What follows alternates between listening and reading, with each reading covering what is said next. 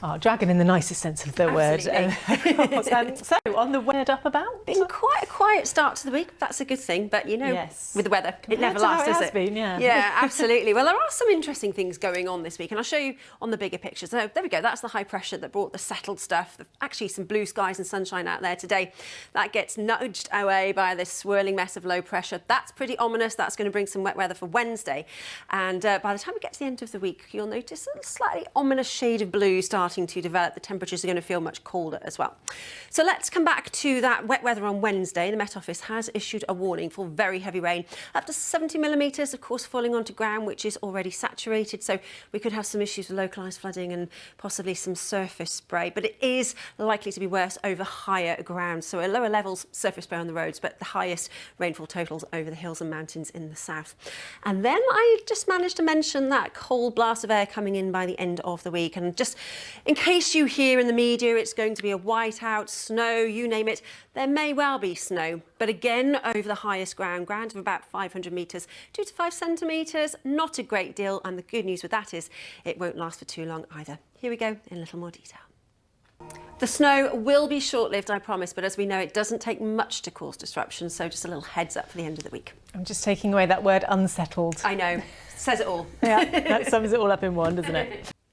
Well, it's all quiet out there at the moment. A little bit of cloud developing over the next few hours with the winds picking up the pace out towards coastal areas. But further inland, that cloud will tend to build. We could see some mist and rather dense patches of hill fog in places. The temperatures tonight barely dropping from around 7 or 8 in Celsius, which actually is where daytime values should be. So it is going to be a mild night. Maybe just a few spots of patchy rain and drizzle over the hills of Bannockburn by the time we get to the end of the night.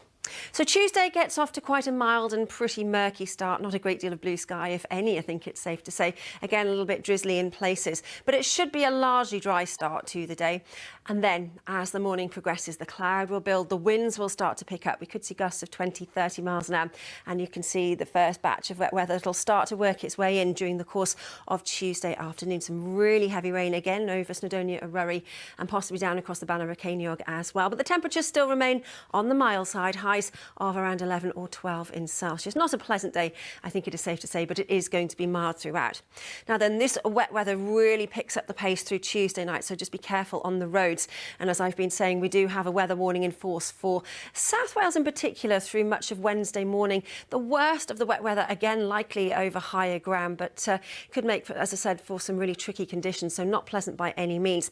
That wet weather will clear its way eastwards then during the course of Wednesday afternoon. And as far as your outlook is concerned, I think unsettled largely sums up the story, with a slight sting in the tail as far as winter is concerned for Friday. Colder air will start to flood in, and we could see some snow falling over the hills and mountains.